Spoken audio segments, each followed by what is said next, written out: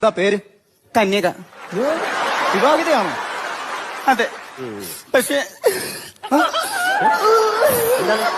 കരയാതെ കാര്യം പറ. എന്താ വെച്ച കാര്യം പറ. ഭർത്താവ് ഉപേക്ഷിച്ചു. സ്റ്റെപ്പിനി ഉണ്ടോ? ഉണ്ട് ഒരെണ്ണം.